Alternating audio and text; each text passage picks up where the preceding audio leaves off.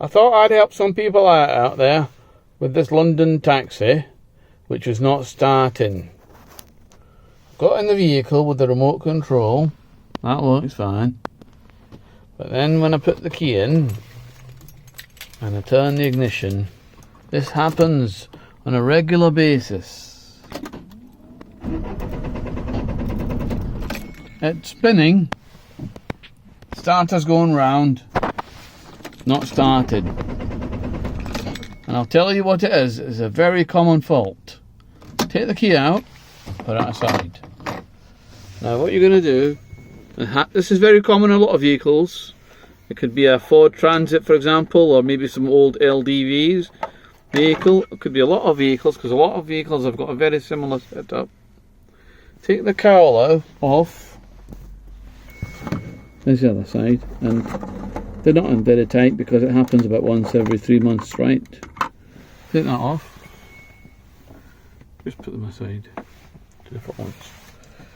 And this comes off the lower cowl with the ignition side. Then the top part comes off as well. Quite straightforward. And like I say, on a lot of cars it's very similar. You'll see the metal housing, but then next to the metal housing is the actual immobilizer system. Right, so this is what's going on.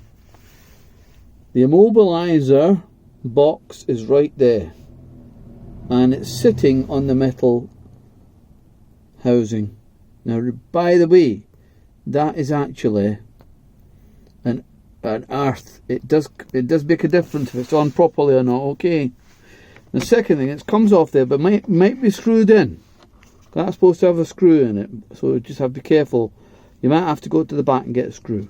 Now, you can see there's been a lot of fiddling with this, right? This whole box has been replaced. This immobilizer box. I don't know if that'll help you. This number, TX4 part number, might help you. But I'll tell you what will help you if you've fiddled about with it, is that the wiring is important. Very, very important. These little silly wires become loose in the summertime. They become slightly dislodged, and you've had to rewire all this. And what's happened in this instance is that this one, at the very end, came out. Put it back in. Make sure it's all nice and firm. Sometimes you just have to touch the wires. Make sure they're all connected right. Push them all in. Make sure that everything's fine and there's nothing loose. Then give this area a clean with an alcohol wipe. And the same here. Give us this plastic side a clean with an alcohol wipe, right? When it dries, put it back in. Now it does go in a certain way, and it does sit nice and tight if you're careful. Right? It's got to be tight. It's got to be sitting firm. That's what that screw's for, really. If you want to be proper, put that screw in as well. But then, because it happens every 3 months, you know, I just leave it loose. Now see if it'll start.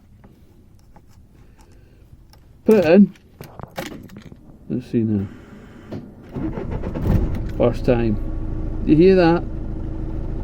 Starts first time. Now listen, if it doesn't start, the other thing you can do, look at this remote control. By the way, I'll put a link in the box below. There's a chap down in England who'll replace and repair your fob if it's all broken and jiggered, right? He's really good. 50 quid delivered, he'll fix it. You have to send him your old one. Nonetheless, if it doesn't start, just do this. Open. Lock the car. Open again. That's for the immobilizer. And remember that in your key, there's a chip. See that? That's a chip, that is. You know that, don't you? And that chip connects to this immobilizer to say that's happy. So that's first part of security. I'm here. The key is saying I'm here. And then when you turn it on to ignition, it's got to say to the ignition, you're allowed to fire up, you're allowed to go.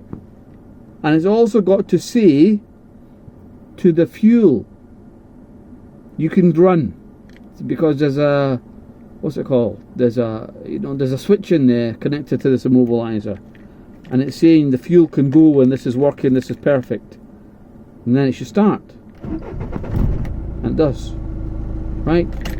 So this is a very common fault in a lot of vehicles, that the immobilizer wires are a bit loose, especially in the summertime.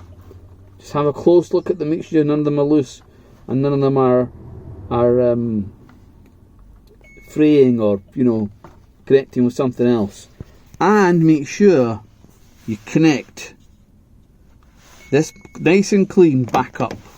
Of course, all you have to do now is put the lower cowl back to where it was, and the upper cowl back to where it was, and just screw them in. Might be 3-4 screws in your vehicle, might be different, but this is very, very, very common, this immobilizer fault. I really hope it helps you. Thanks for watching.